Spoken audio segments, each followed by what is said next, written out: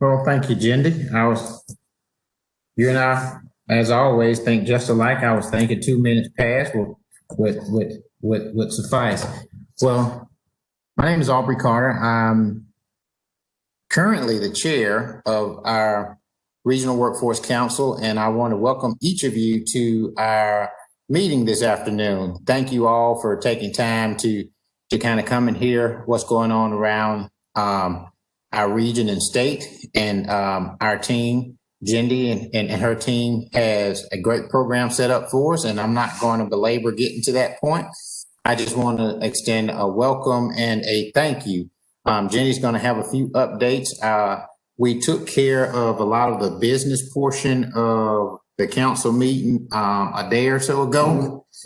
To not bore you with all those details, but Jindy will provide you with a little bit of update from that during her time in just a moment. Just a little bit about the logistics. If you have a question or something, please use the chat. You can kind of raise your hand or ask your question there, and we'll be monitoring that to make sure we respond in kind. And if you're not familiar with that feature, it should be down at the bottom of your screen.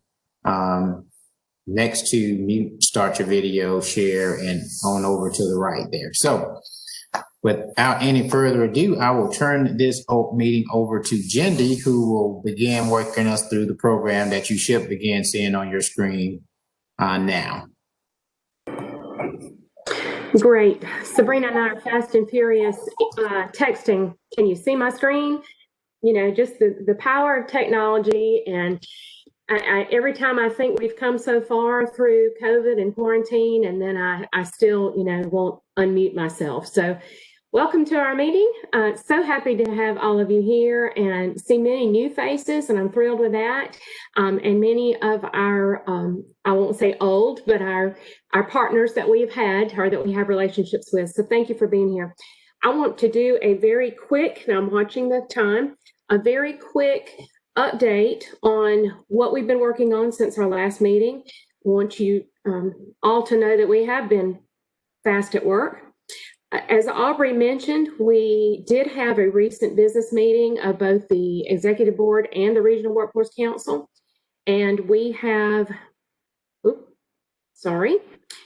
we have voted in our new Executive Committee. One second, I think I can do better than this. There we go. Maybe that's better now. We voted in our new executive committee with Jennifer Lohman serving as chairman, Karen Gresham as vice chairman, Holly Williams as secretary, and Connie Bainbridge at treasurer. As you know, our fiscal year runs through September 30th, so these new individuals will be taking the reins in October. And I know that Aubrey will be doing a great job transitioning them in. And I'd like to take this time, too, to thank Aubrey yet again for his outstanding leadership for the past 2 years and really assisting me as I got up to speed on most things. I won't say I'm up to speed on everything, but on most things. So I really appreciate all that he's done. Sabrina's telling me that I'm not in the right.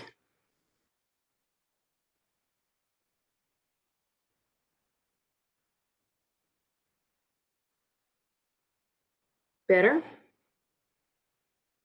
Okay, moving on.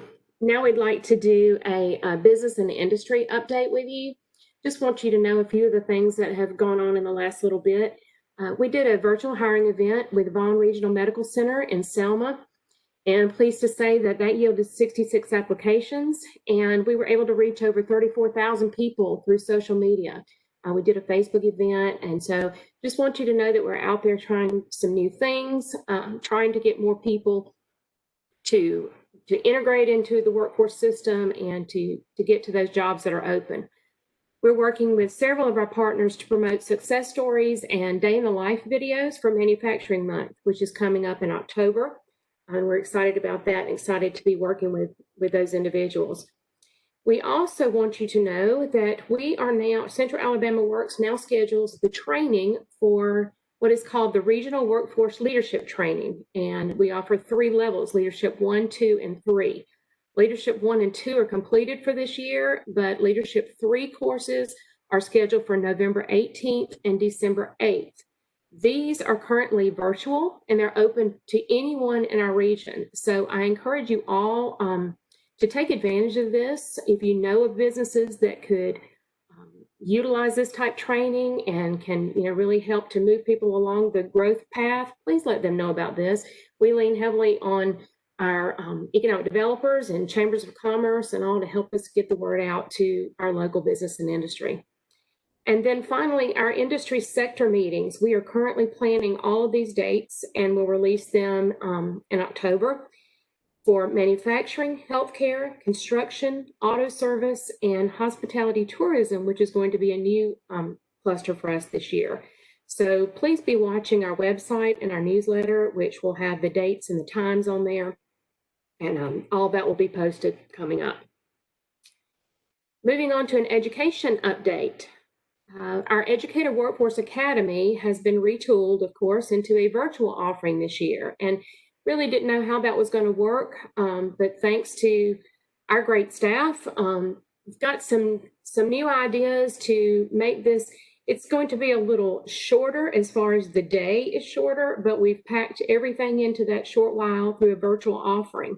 Currently, we have 12 educators enrolled representing 6 counties in our region, and we are just thrilled about that. And we'll be offering virtual tours of industry and an industry panel discussion.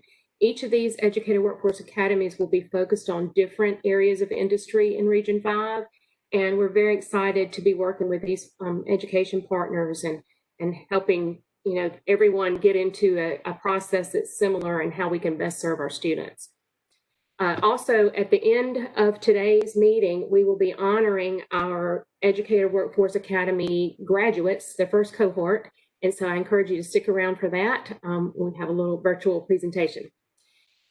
For our C3, which is our Career Coach Connect, this is our career coaches all across our region. We'll be having a meeting on September 30th, next week, that will be providing some training on Cooter Connect to Business. Cooter, if you don't know, is our Alabama student planning system. I think it's called Alabama Career Planning System, ACPS. Everything has to have an acronym. But it has an aspect to it called Connect to Business. And we are trying to serve as that connector that will connect our education and our business together. Really, it's a database that can be set up for a business to input their willingness to come as a speaker, or if they have an industry tour, or if they do job shadowing, all that type of thing. It's going to be a great place for us to keep that in one spot and offer that to our educators. So we're very excited about that. Business know that we'll be calling on you soon. And career discovery, of course, has shifted as well.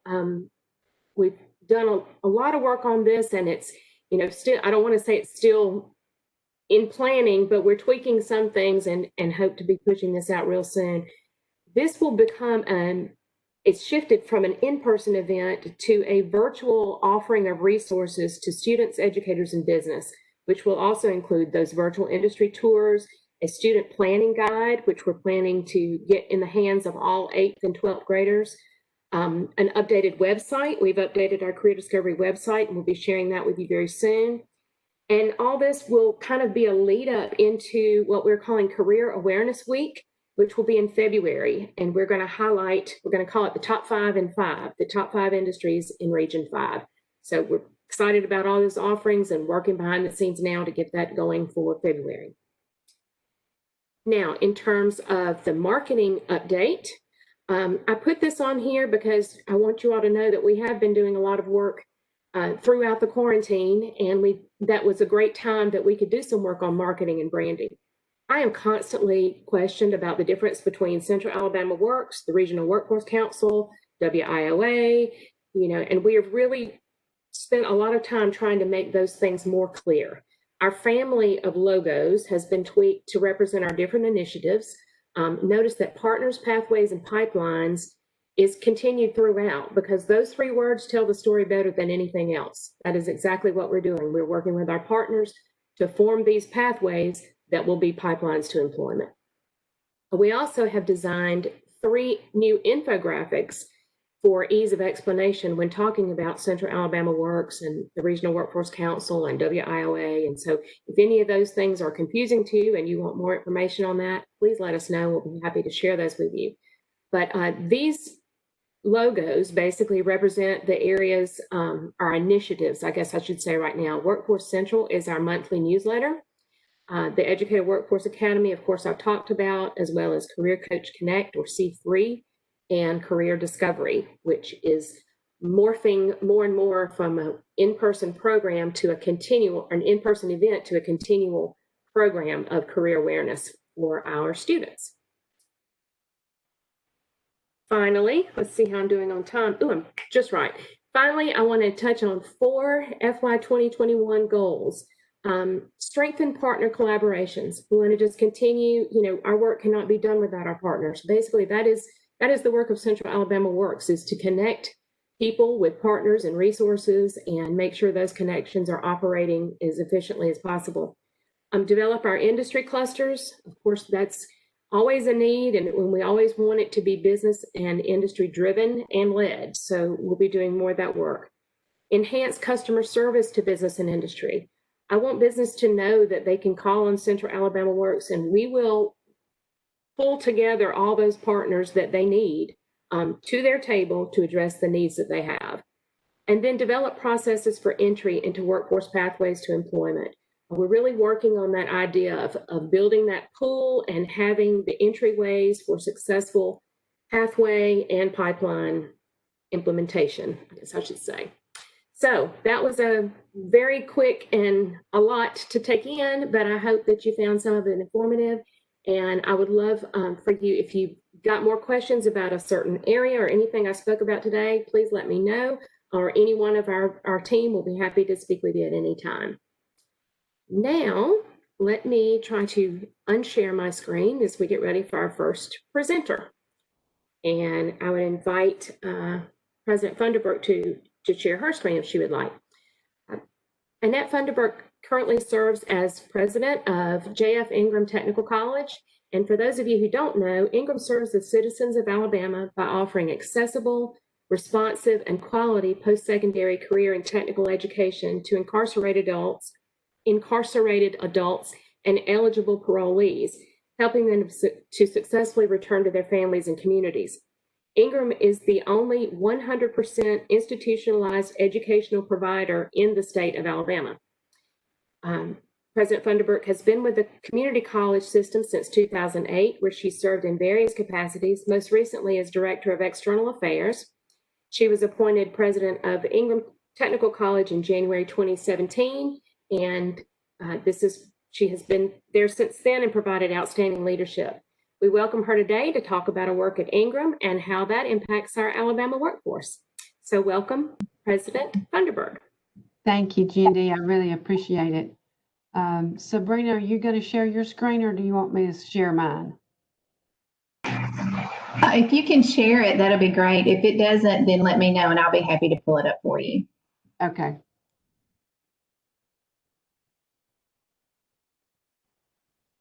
This is a good little break for me to say something that I forgot to say.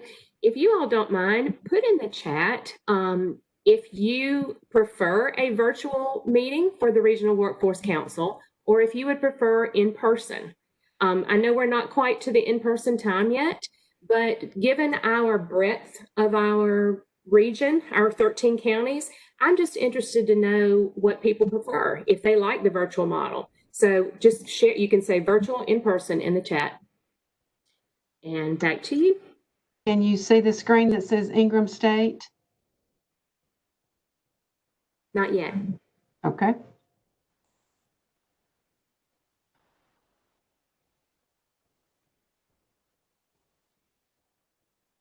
Established in 1965 by the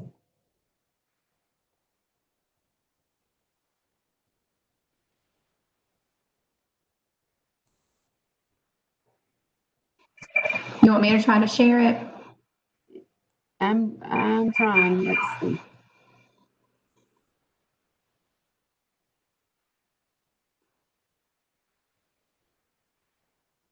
Here we go.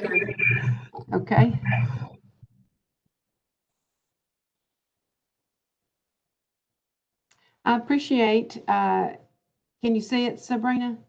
Okay. I appreciate everyone having having me on today. And I hope that you've heard about Ingram State Technical College, but if you haven't, I hope this introduction today allows you to spend more time appreciating what we have here at Ingram, and I hope in return hiring our qualified students.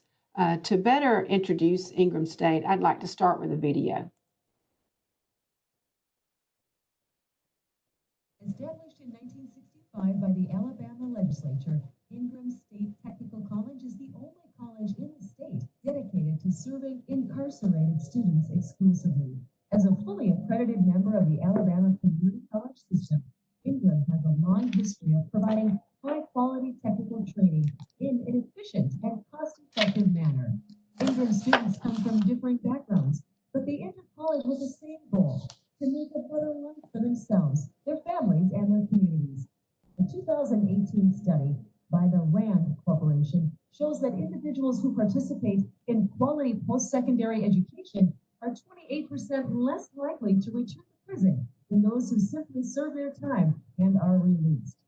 Economic development continues to spur job growth across Alabama, and the need for qualified entry-level workers is on the rise.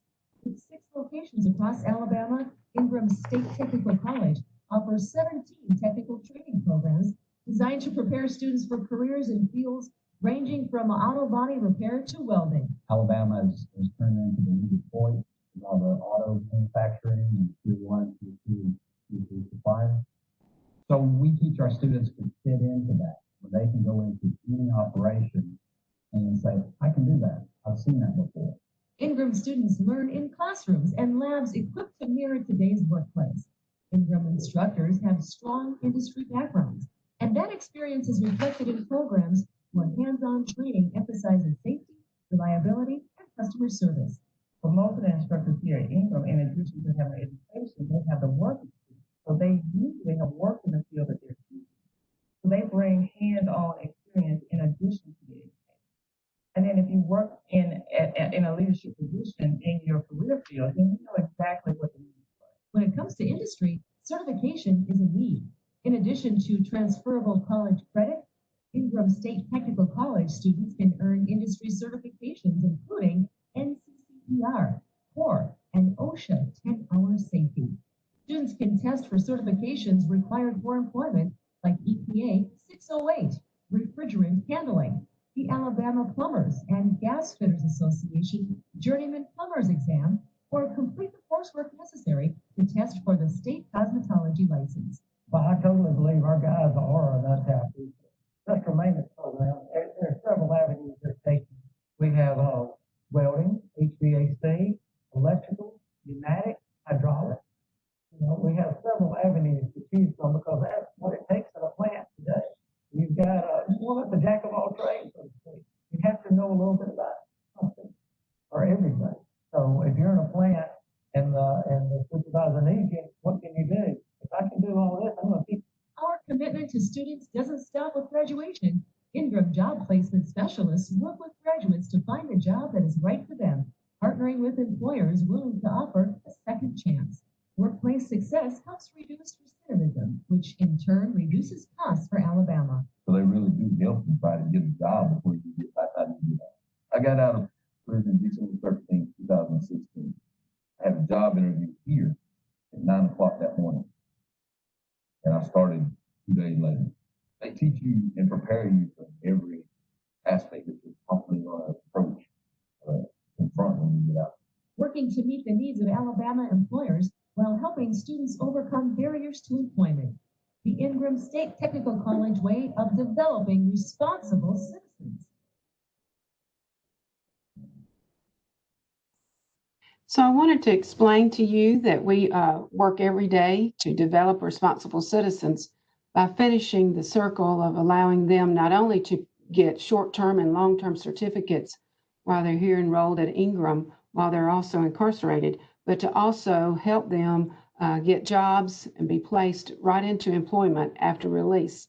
So since 2019, we've placed 378 graduates and worked with 213 new new in-field graduates placed in throughout the state of Alabama, and worked with 165 new employers.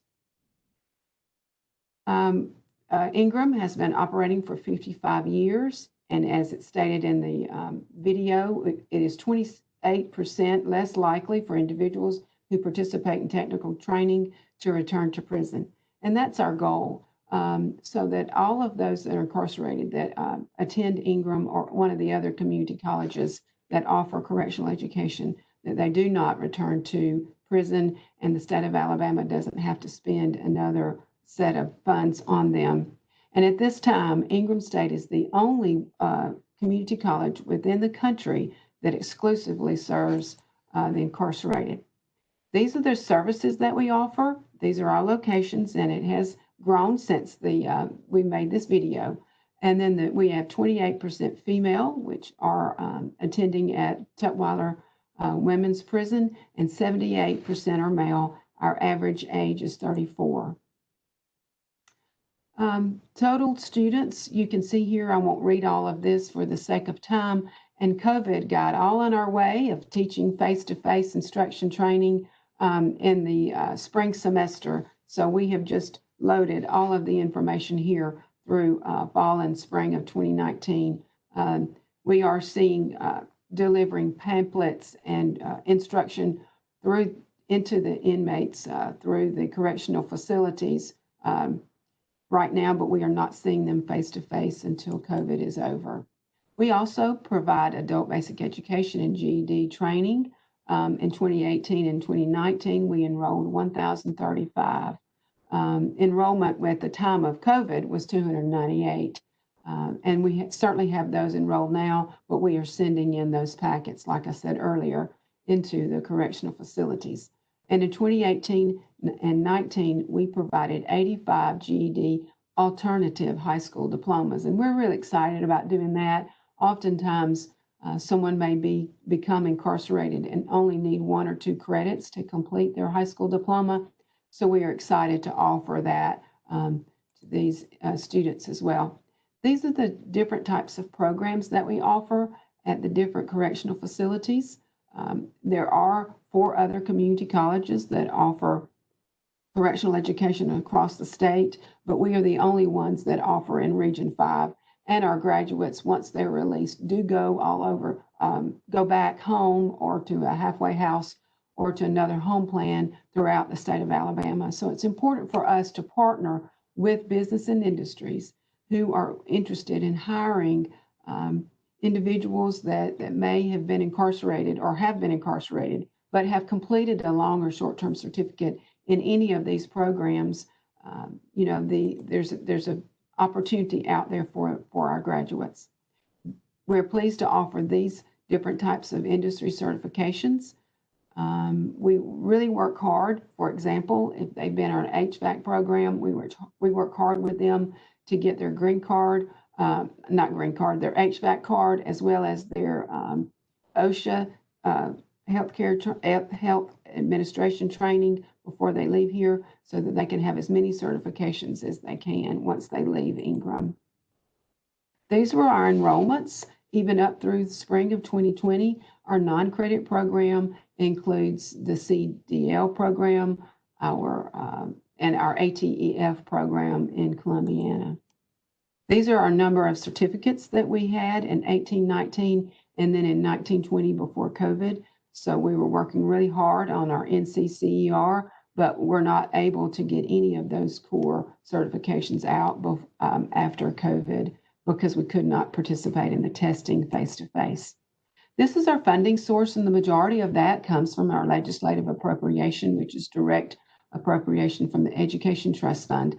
We are so pleased to be formed by the legislature, and then they fund each and every semester.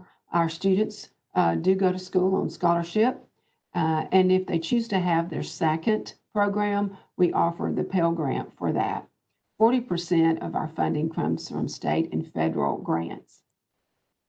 This is the number of students, and we to date have served over 500 students that have participated in the Second Chance Pell, which provides an opportunity for them to receive two long-term certificates. For example, they could have one in HVAC and one in electrical, or one in welding and one in industrial maintenance. So it provides a time for them to use their incarcerated time wisely and be educated and have two different types of certificates once they have been released. Another opportunity that Ingram provides is our special services. For anyone that has not graduated from high school that is 21 years and under, that may have been sentenced as an adult and sentenced to one of Alabama's correctional facilities, they are mandated to go to high school until their age of 21. And Ingram serves all of those students up until the age of 21. The two locations where we serve those are Donaldson Correctional Facility in Bessemer and our Draper campus here in Elmore County. And these are the number of students that we served in 2018. And at the time of COVID, we had 38. Again, these are the individuals that were under the age of 21 that were sentenced as an adult and are currently in a men's or women's facility in Alabama. We are excited to report that these are the job placement numbers. And these, let me see if I can move that over here. These are the numbers that have been placed in jobs. This is what's important. We provide this opportunity of education, and we certainly want these students to be partnered within business and industry that will allow them to make a livable wage once they're released. That is a means of success for our students. If they have completed the program, we do only serve those that are 10 years away from their end of sentence or parole date. So all of our students that attend Ingram will be released from prison at some point. And so we all want them to be working, tax-paying citizens. And we're excited to work with 233 employers. Even during COVID, the Department of Corrections has been releasing those that are at their end of sentence. And each month we help those that have been released to an employment job.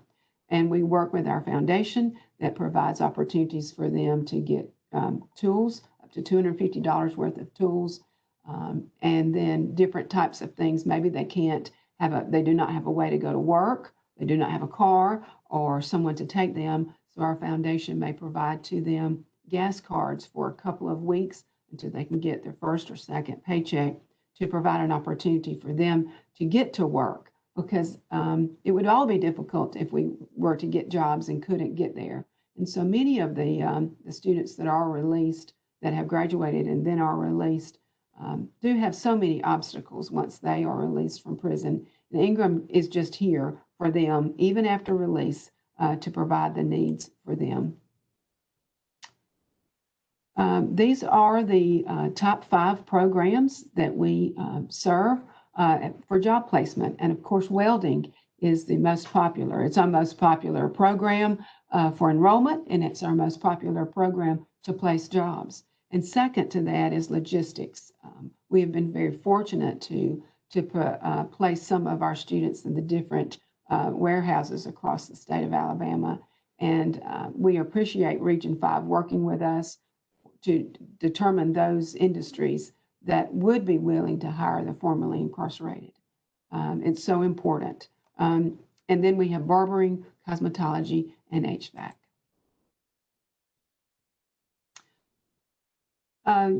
During this past calendar year, we decided to work with College Central Network as a tool for our alumni to connect with employers and stay in touch with our job placement office.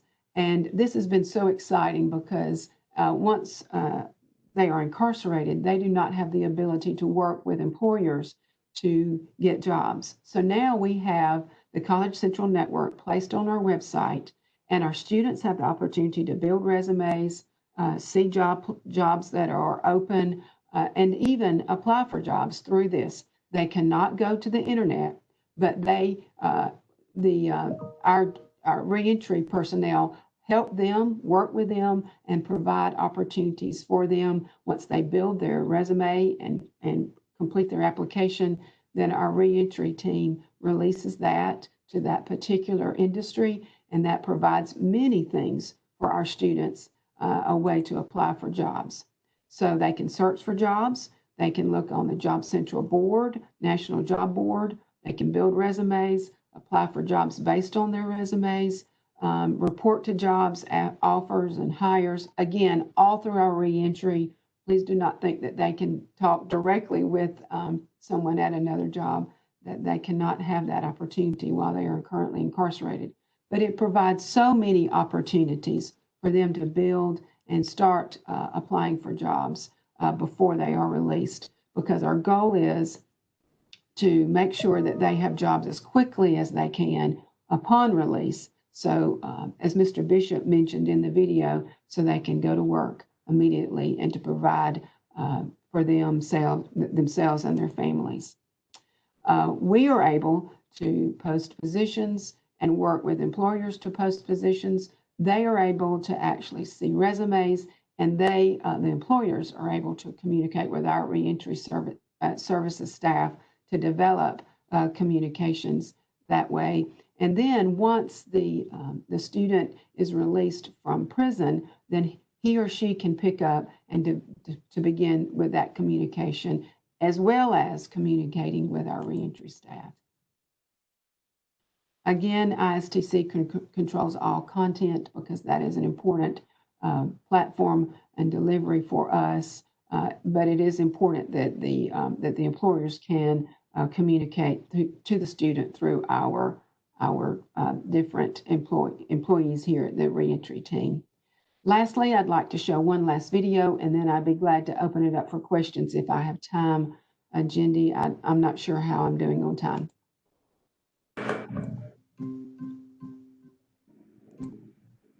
Jindy, were you going to say something?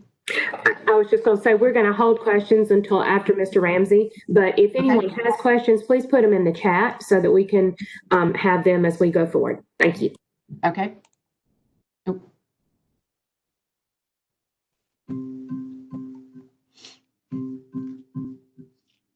You are a testament to the fact that 9 or 7 are stepping stones for many of them. I've told her many times I'm more proud of her now than I ever was in her life, because she has embraced this. She went to school every day and got this degree. She already had a degree, and she's gone back now to do something that will be a next step for her. Webster Dictionary defines setback as a checking of progress.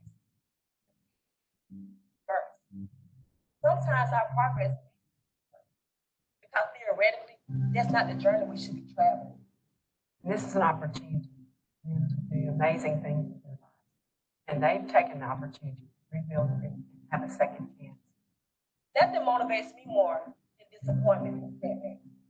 It gives me the additional drive that I need to remove the mountains that we place in front of me. It's not just a second chance, some of them, it's the first chance for a lot of them.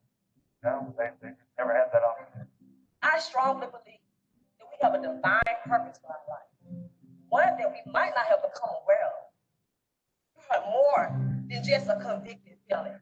You are more than that white uniform you wear. You are a high school and GED. You are a certified cosmetologist. You are a certified auto mechanic. You are a certified welder. You are a certified magician. You are a certified administrative professional. You are rehabilitated, reformed, educated, overcomers. This prison time would have been harder had she not had this opportunity. To give her something to wake up to every day, to fight for. Well, it makes us all feel good when somebody says congratulations.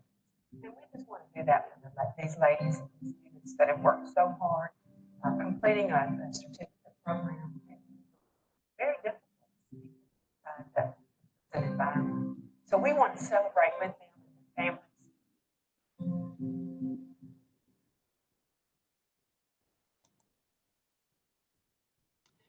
So again, it's our goal to develop responsible citizens. 94% of the inmates that are incarcerated today will be released from prison. And it's our goal to make sure that we educate as many as we can, provide opportunities, and provide an opportunity for them to be responsible, to establish a life for themselves and their families. And Jindy, I appreciate the time. This is my information. I would love to talk with any business or industry that is willing to take a chance on our graduates. They are amazing individuals. They've certainly served their time while being incarcerated and taken the opportunity to be educated at the same time. So Jindy, I appreciate it. I appreciate your support for Ingram through this workforce region. Thank you. Thank you so much, President Funderburk. I've seen that last video before, and I'm always inspired by that. That's some great information, and I encourage you just to know how all these things fit together. Every other year, we conduct a survey, a business needs assessment of business and industry, and the question is asked on that needs assessment: are you willing to hire a convicted felon? Or, and it's very important because, we've got to have a way that we know that we can keep these names and be able to give them to these individuals who have served their time, but now they're looking to put their skills to work. And as much as business and industry needs workers, this is just yet another pool, another process that we all can build that will need to be built, with everyone collaborating. So thank you. Thank you again. Now we're going to move on to Mr. James Ramsey. James is an Alabama Department of Labor Area Field Services Supervisor in the Employment Service Division of the Alabama Career Center System.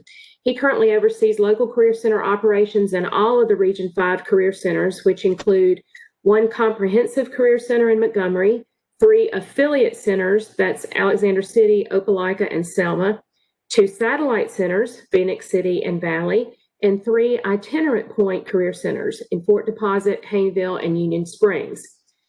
He is retired from the U.S. Air Force after 25 years of service, and then was hired as a temporary employee with the Department of Industrial Relations, which is now known as the Alabama Department of Labor. I asked Mr. Ramsey to come. I heard another presentation by Fitzgerald Washington in the midst of COVID that talked about how the Career Center has really had to pivot and what happened during all of COVID. And I was really very impressed with all that had to take place and all the, the changes that were made in such a quick time frame. So I asked Mr. Ramsey if he couldn't come and speak on that and talk about what that's meant for Region 5 and what it means for us going forward. So thank you, and I turn it over to Mr. Ramsey. Good afternoon. Thank you for the opportunity to give a brief update of what the Region 5 Career Centers have been involved in since the COVID-19 pandemic that started in March on up until how we function today. As you all are aware, the governor declared a state of emergency in her March 15th memorandum in response to the pandemic outbreak of coronavirus COVID-19. On March the 18th, Secretary of Labor Fitzgerald Washington closed all of the 51 career centers in the state to walk-in traffic. This did not mean that employment and training services would cease for those customers. It just meant that we had to find different ways of providing those services. Like so many others in the public sector, in a matter of days, the Alabama Career Center system was basically turned upside down due to the mass layoffs. As non-essential businesses began to close, our state was flooded with layoffs by the thousands. These laid off workers then began to file unemployment compensation claims by the thousands, either online or on the telephone. The call center could not, in its present form, could not handle the overwhelming number of calls that they received. The call center system was set up in 2002. And since that time, the Career Center system staff have been trying to convince the local public that we are not the unemployment office, that we don't take claims, and that we don't respond or look up claims information. But due to the nature of this pandemic, we felt that this was the time that we should assist our customers and our employers. So we asked the leadership in our department to allow us to retrain and to allow us to serve the employers and job seekers who were constantly contacting us for assistance since they could not get their issues resolved or claims filed through the current status of the unemployment compensation call center downtown. Now, at the same time, Secretary Washington had partnered with the city of Montgomery to get an in-person location. And that in-person location for walk-in traffic was set up initially at Crampton Bowl in downtown Montgomery. So as to prevent so many individuals from coming to the local career centers that were initially closed anyway to get answers to their questions, thousands of individuals were lined up at the Crampton Bowl to get service, because they could see had person-to-person contact with the claim takers down at Crampton Bowl. But they've since moved from Crampton Bowl to the ASU Acadome, and then from the ASU Acadome to the Crump Senior Community Center. During those particular locations, 3 individuals from the Montgomery Career Center volunteered and have been working down there since that time, providing masks, making sure that individuals maintain their social distance, and providing instructions on where to go to get specific questions answered. Our career centers remain closed to walk-in traffic until Monday, May the 4th. Up to that time, and due to so many layoffs, the majority of all the calls that were received in our career centers were almost exclusively related to unemployment insurance. Our centers created an information center, even though our doors were closed, right outside the front door. If you may have passed by any local career center, you may have seen tables with telephone numbers, brochures, handouts, and all types of information to assist customers in filing claims. We faxed the material to unemployment compensation to employers or to any other locations for our customers, even though we couldn't open our doors. Our centers created this information center, and oftentimes individuals made telephone contact with staff that were working inside the career centers or those that were teleworking from home. One of the most dynamic things that we almost missed during this whole time was that a lot of businesses were still open and a lot of businesses were still hiring. Grocery stores and medical centers were operating beyond their usual capacity. They were looking for additional employees or replacements for employees that they had on board that needed some time off. These individuals that they were looking for included restaurant delivery drivers, certified nurses, patient transfer workers, just to name a few. During the time our centers were closed to walk-in traffic, we knew early on that there would be questions from our staff and job seekers concerning the possibility of being exposed to the COVID-19 virus when they did return to the career centers. Secretary Washington, Department of Labor, the Employment Service Director, Mr. Bob Brantley, and the career center area managers met regularly to discuss these concerns and identify and procure recommended protective equipment. And also, we provided up-to-date information that we were receiving from the governor's office on a regular basis. We also located and surveyed the Region 5 Career Center staff for their concerns on returning and what issues needed to be addressed prior to their return. So we located and provided the OSHA guide that's listed on the agenda there, which is a 32-page pamphlet titled Guidance on Preparing Workplaces for COVID-19. This particular guide identified very high risk, medium risk, and low risk occupations and the safety precautions that were recommended by OSHA that should be provided in order to prevent the spread of this coronavirus. This particular guide and the information that was provided quickly reduce the fears that our staff had because we demonstrated that their safety was a primary concern.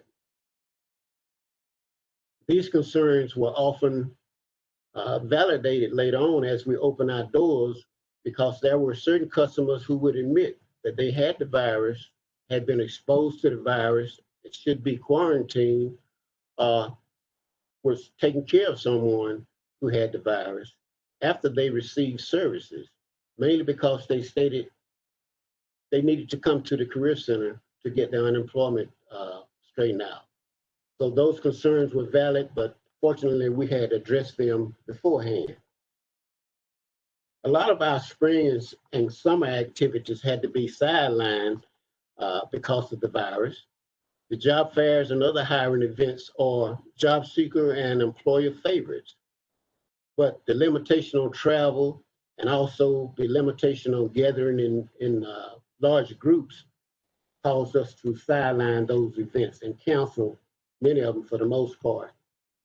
As far as the other services are concerned, we had already figured out how to provide what we do online, such as creating and updating resumes, polishing up on interview skills, that sort of thing. And that wasn't because of the COVID-19 virus, but because we had been trained on the new data system, Alabama Works, shortly before the virus hit. And we went live on that new data system on April the 27th. As you all know, April the 27th was a holiday, but no Career Center staff took that day off because we had so many employees and job seekers seeking our attention. The work of Career Centers has never been so crucial as it is today, now that the pandemic had caused the loss of so many jobs. But as we have changed how and where we do our job, the nature of our jobs has also changed. We are helping people adjust to a new way of living. In addition to finding work, we also are assisting individuals on the stress that comes with that new way of living. Individuals adjusting to having to wear a mask, having to social distance, having to sanitize, and having to apply for jobs that otherwise were not available prior to the pandemic.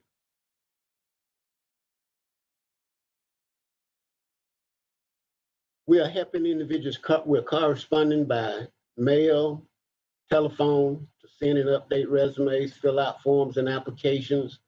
And also we're helping prepare our customers to have their best impression during a virtual environment, because this is the space they're going to be in for a while.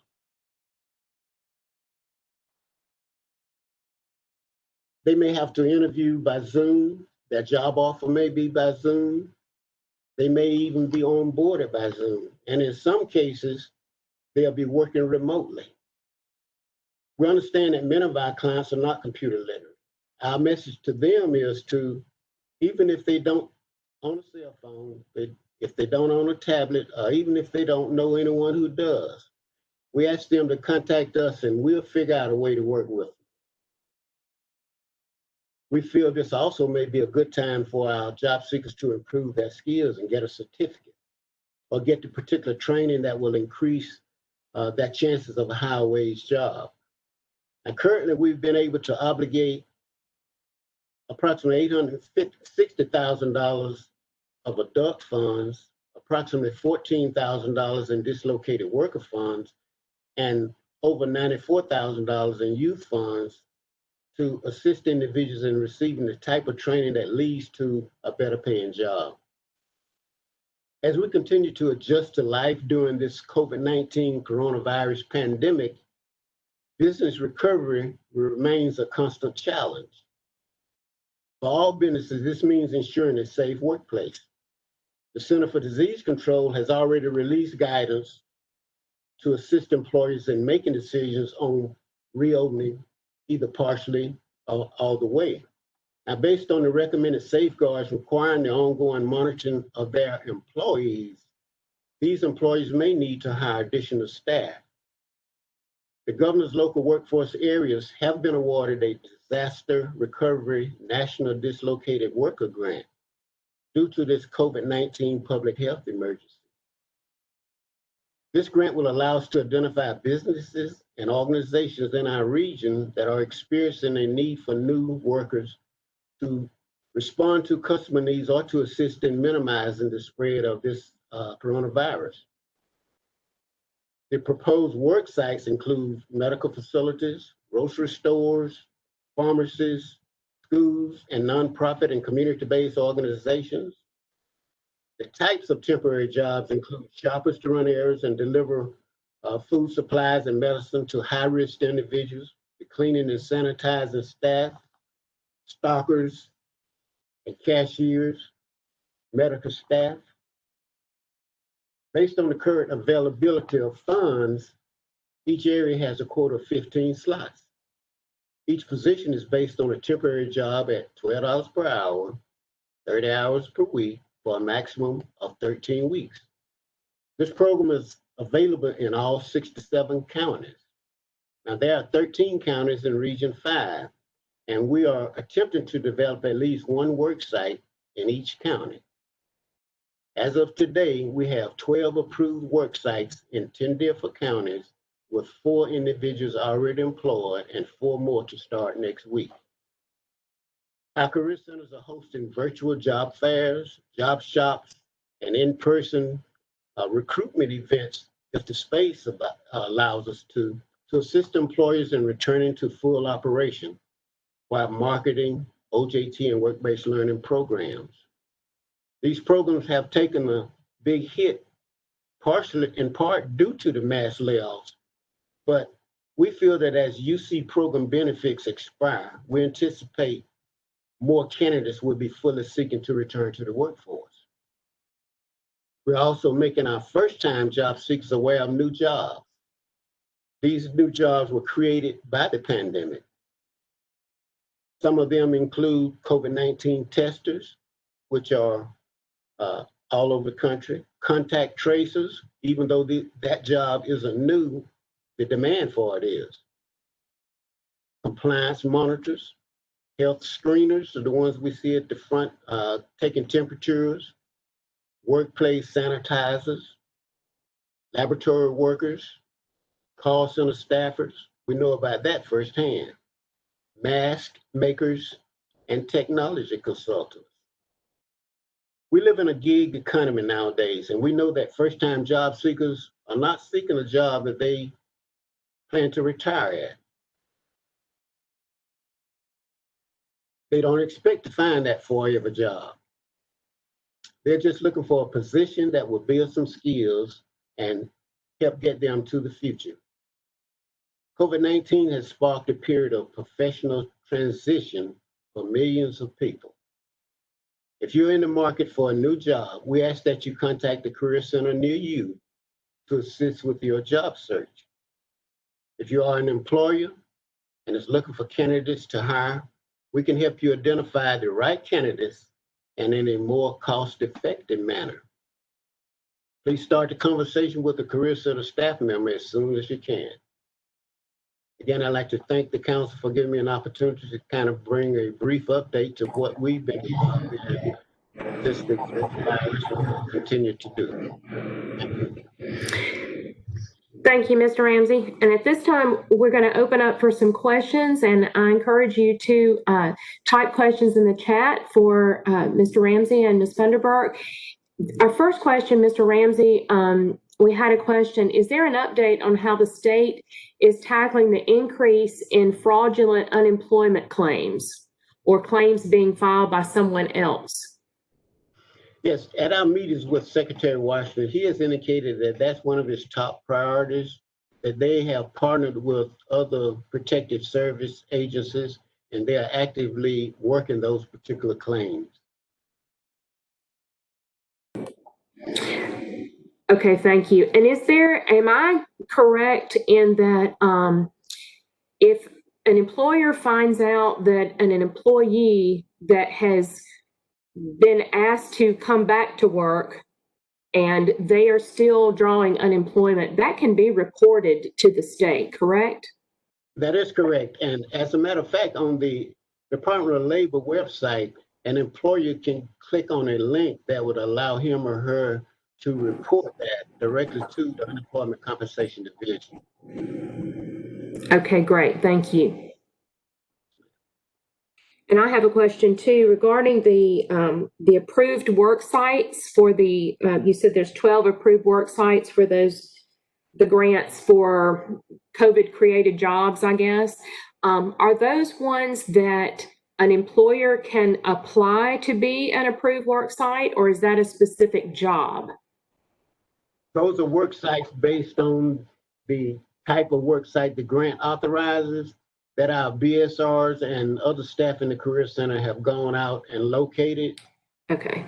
And the initial discussion was, since the grant applies to all 67 counties, we want to give all the counties, 13 in our region, an opportunity to have a work site.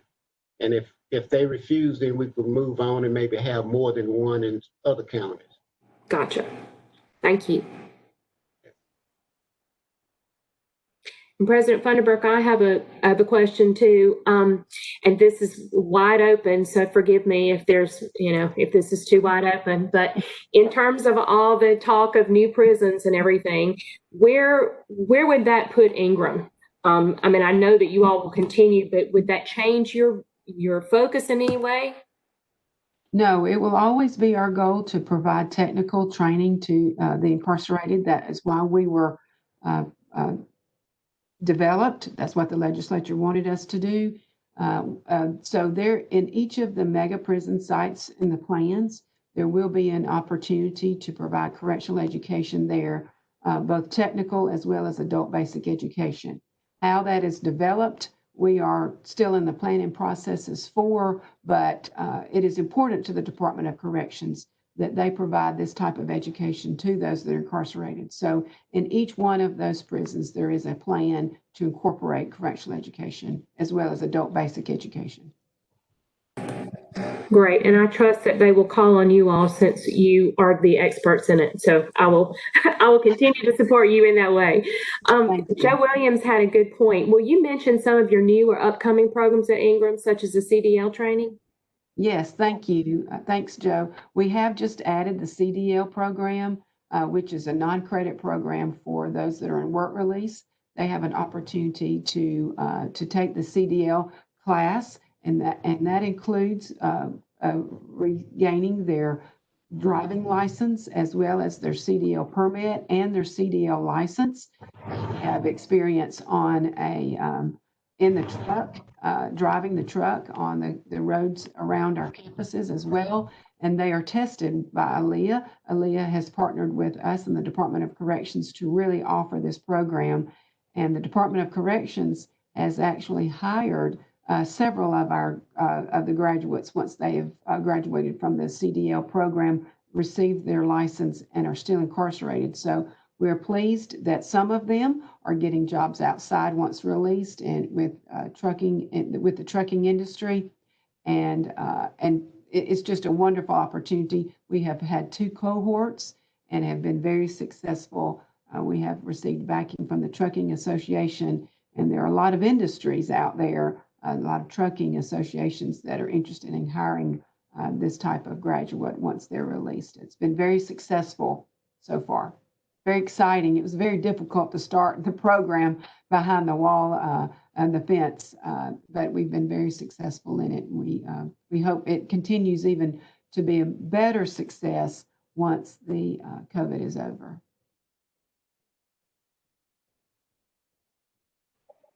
Great. Thank you so much.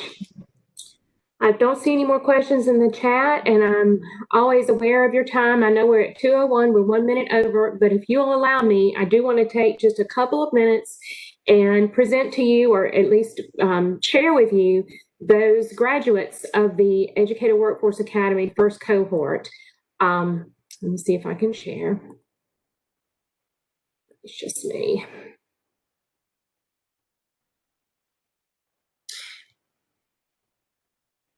We got that, I hope.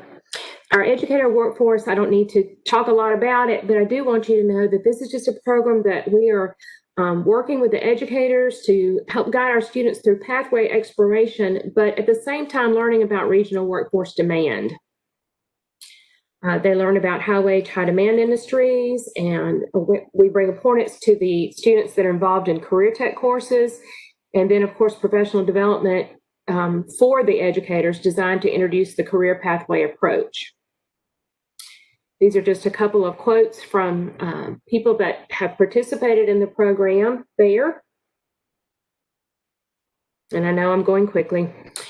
This cohort completed their classwork in February, and we started the second cohort. This was our Eastern cohort, and we started the second one, and of course they got one in before COVID started, but we're so pleased that these educators joined us. We have, and I don't know if they're on the call or not, but Laura Bailey, who currently serves as the CTE director for Auburn City Schools. Dr. Marvin Lowe is the CTE director for Bullock County Schools.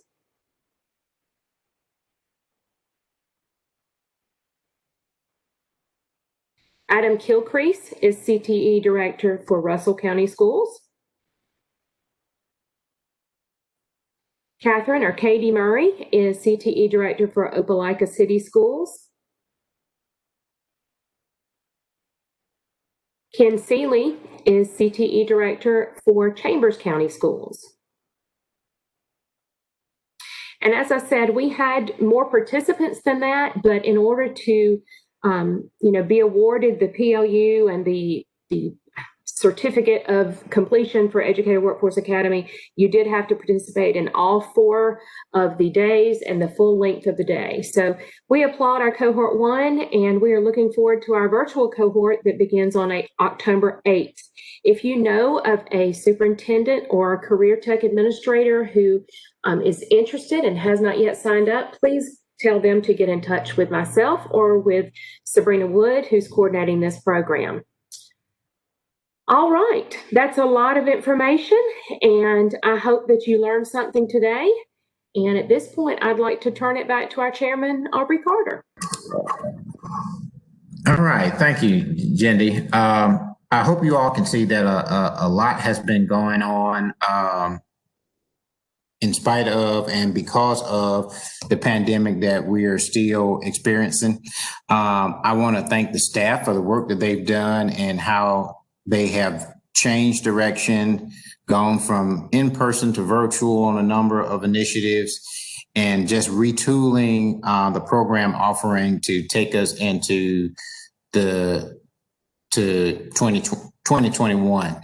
I solicit your feedback on behalf of Jendi on anything that she or her staff can do to kind of make our program of work within our 13 county region. All feedback is welcome.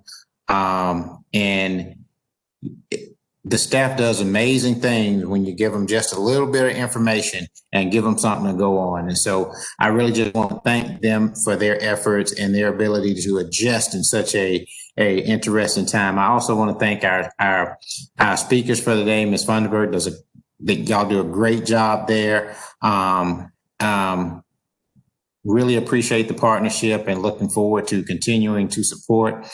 And Mr. Ramsey, thank you for all y'all do at our career centers and the work and anything that we can do to kind of help you and your efforts. Please make sure you continue to share as you do anything that we can do to be helpful. Thank y'all again for speaking and the work that you do for the folks in Region 5 and for our state.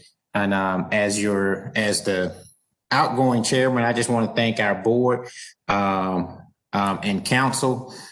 Tremendous job meeting and taking care of the business of Region 5 and getting the things done that we need to get done. An awesome effort from our grants committee to our executive committees. You all have done a tremendous job, and look forward to continuing to support the up and coming leadership. And so thank y'all again for joining the call today. That's all I have. Just a lot of thanks to all the work that is being done. And there's a lot of exciting things coming. That's my infomercial to all that Jindy has unloaded onto me that she's planning. And Sabrina has a smirk on her face because she has to do a lot of it. But it's a lot. They got tremendous things coming in the pipe and coming down the pipe. So please make sure you are sounding out and let her hear from you as she continue to navigate where we're going to land post and during our pandemic. So thank you again for joining the call today. It's 2:08. I don't see anything in the chat that we need to address, but anything that we can do, please make sure you contact Jindy or her staff. Thank you. Thank you all.